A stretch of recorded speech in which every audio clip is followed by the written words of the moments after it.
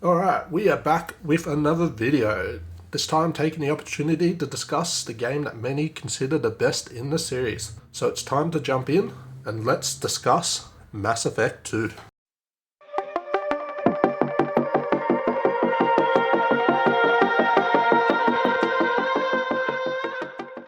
Right, let's start this off by saying, damn, they really stepped it up in this game. Like, the first game was good, but it has nothing on the second game. Like, the story is just amazing at every point, boosted by some awesome cutscenes that, even after a dozen playthroughs or more, still give me goosebumps.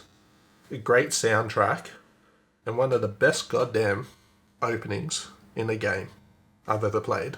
Like, the first 30 minutes. Just perfection. And it feels good that, unlike a majority of other Bioware games, you get to continue on as the character you created in the first game, as Shepard continues their fight against the Reapers, who continue to threaten the galaxy. This time by using the Collectors, a race that many thought not to exist, who are out abducting human colonies by the tens of thousands, in a much similar way as the Geth were used to attack human colonies in the Traverse system in the first game. And this is done through Shepard joining Cerberus, a human-led organisation who many consider terrorists, which is not an undeserved reputation. They definitely earned it, but they're the only ones willing to do anything about the Reapers and the Collectors. So Shepard does what they must and joins them to fight back against this threat. And much like the first game, you have a variety of characters that appear throughout the game. You have many returning from the original game, mostly on their own missions, such as Liara, Ashley, or Anderson, if he's running as an ambassador on the Citadel, depending on your choices from the first game. But you also have many who once again to join you in taking up the fight against Reapers, such as Joker, Dr. Charquoise, Garrus, Tali, and even Anomedy if you want to count that as well, noting that it does have a different look to go with a new game. And also coming with a new game is a variety of new party members to join the old ones. And going against what Cerberus was known as, they actually recruit a fair few aliens, such as the Salarian, Anasari, Drell, Turian, Quarian, on top of course, a large human crew. And while the characters were great in the first game, it feels like they really found their leg, the voice actors and whatnot, in this game. And they just come across as such better characters, more intriguing, better to be around. They really done such a good job with them. And of course, with a bunch of new characters comes a variety of missions based around them, from their recruitment missions to their relationship missions that can have an effect on the game, whether you choose to do them or not, or some of the choices you choose throughout the game can affect whether these characters have a chance to survive into the next game. Not to mention, of course, with a Bioware game, with a bunch of new characters, comes the choice of new romance options, based around what Shepard you designed, and what choices you want to make. And now it's worth talking about the location. With a new game comes new locations, such as Omega, a mined-out asteroid, more on the darker side. Looks awesome. Probably makes you feel like you'll need a shower for at least a day straight afterwards to feel normal again. And then you have Ilium, an Asari-run planet, with some questionable practices, but beautiful nonetheless.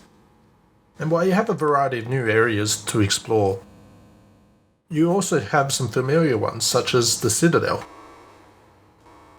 albeit with a different look than it had in the first game.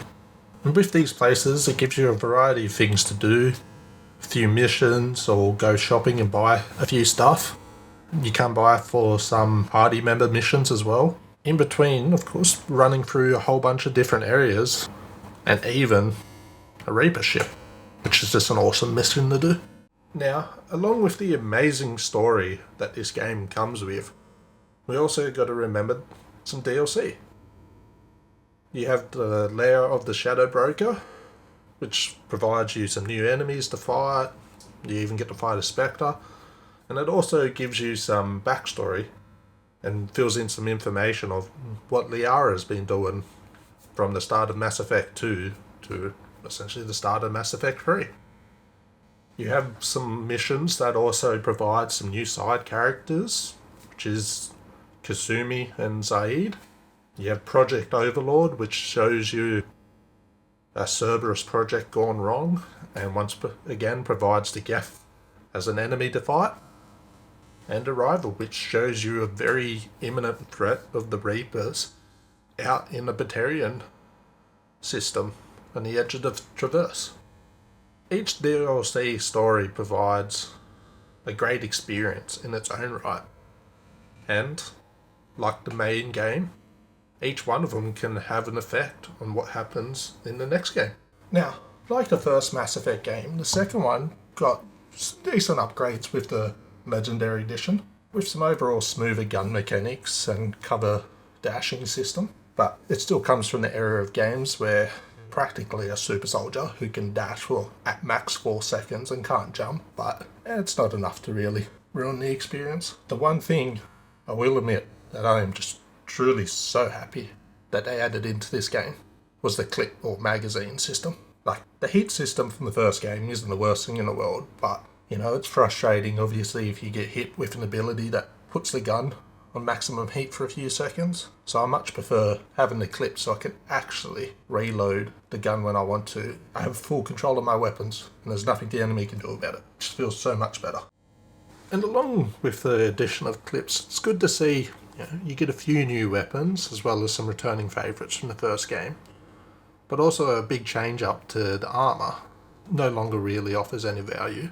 It's just an aesthetic sort of thing. You get to choose a few different plates and whatnot, and on top of that you get to add patterns and change the colour and just make it look nice. You don't have to worry about constantly changing it and upgrading it like you did with the first game.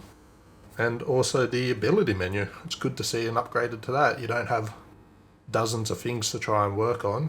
You just have 4-5 core abilities for you and all the party members to work on and to specialise in. It's a nice little change up from the first game. Along with the change up to the ability system, we got the change up to the Paragon Renegade system as well.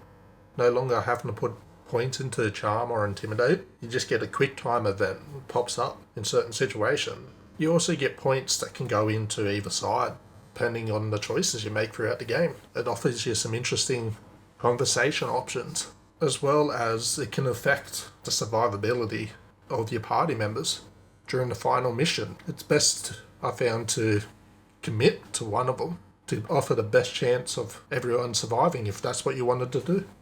And along with the choices that you make throughout the game, your Renegade and Paragon level, and whether you do your party members' personal missions, they also added in the new feature where you get to upgrade the ship along and some weapons and whatnot. But if you don't choose to upgrade the ship, it can also affect the survivability of the members. And this is done through going through a scanner system and mining planets for certain materials. Which, along with the hacking minigame you get, where you got to match up the shapes to get money and whatnot, it's probably one of the more, at least in my opinion, tedious parts of the game, but ultimately, what you get out of it, whether, money from the hacking minigame or materials to be able to upgrade your ship, it's necessary in the end. It sometimes just feels like a waste of time. And it's worth noting that one thing that seems to be missing from this game that was in the first game and doesn't appear again really until Mass Effect Andromeda is the lack of vehicle gameplay and combat. Unlike the first game where you travel around from planet to planet, you mostly just get dropped off in an area and proceed about the mission from there. It's only through the occasional DLC missions that we get to see a little bit of gameplay combat, where you drive around in the Hammerhead, occasionally fighting turrets and a few other things, but very little overall. And the Hammerhead definitely feels much weaker than the Mako does, which I suppose adds a little bit more thought into the combat rather than just tanking shots and doing whatever you need to. But with less of an open world experience, it's just something that you notice is missing compared to the first game. And one final tip I'll leave for everyone. Make sure you complete all your side missions before you do the Reaper IFF mission. Helps you get the best possible outcome if that's what you're aiming for, but it's everyone's choice how they want it to go. One of the best games Bioware ever made. I don't think they could have done much better than what they did. Alright, that's it for this video. I hope to catch everyone in the next one.